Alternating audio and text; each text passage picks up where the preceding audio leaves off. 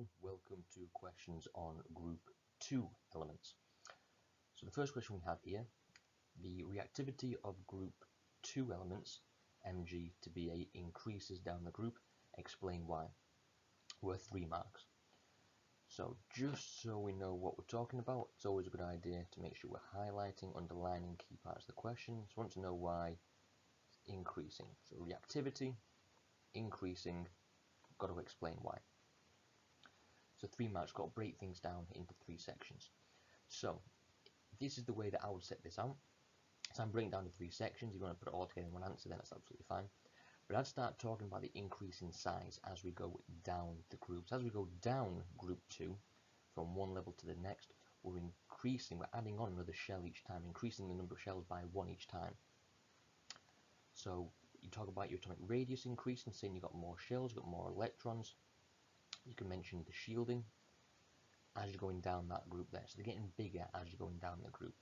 Probably not best saying they get big, just simply saying that they get bigger won't be enough.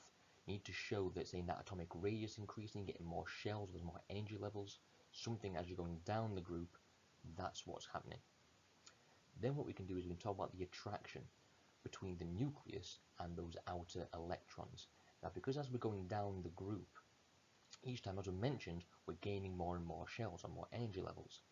So therefore, the attraction between the nucleus and the outer electrons is going to decrease as you go down the group because there's more shielding going on, shielding that attraction of the nucleus and the outer electron. So we need to mention something about that attraction going on there, that nuclear attraction to those outer electrons.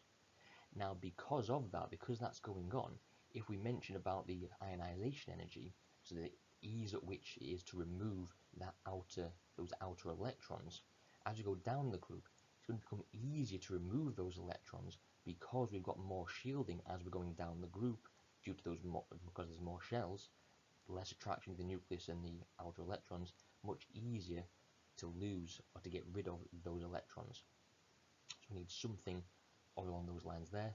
3 particular bits to talk about that would hit all 3 marks. So really, you just need 3 simple sentences, provided they're the correct 3 sentences using the right terminology, then we've got our 3 marks right there.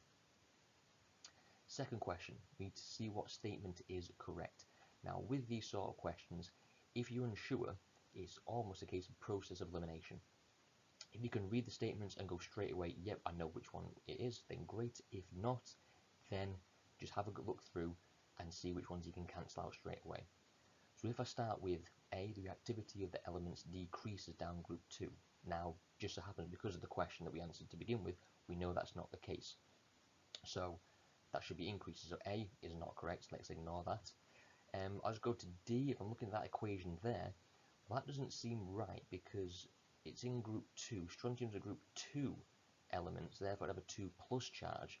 So this product down here that says SrOH, well, that's not going to be correct because OH, a hydroxide, has a 1 minus charge. So that OH should be in brackets with a little 2 at the bottom right of it. So that can't be correct.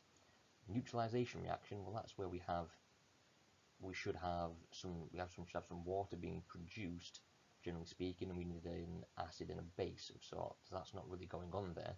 So therefore that leaves me with B, the solution formed increasing in pH as you go down the group. So it is B. Now if you know it happens to be B, if that's something you remembered, then great, but that's just showing you how you can go through and cancel out the other one, so therefore it must therefore be the one that's left over. And our final question here, again, which statement is not correct about group 2 metals? So again, if you know it straight away, then great. If not, go through and cancel out the ones that you know it can't be. So we have A, unpaired electron is present in an s orbital.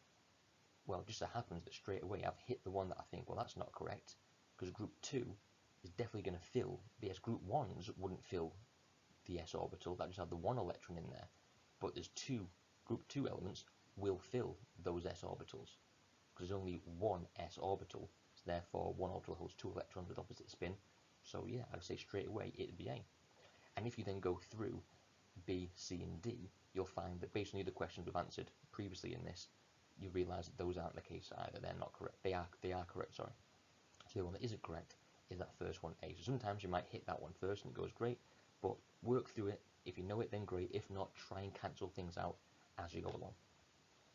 Okay, so that will do us for today on questions on group 2. See you next time.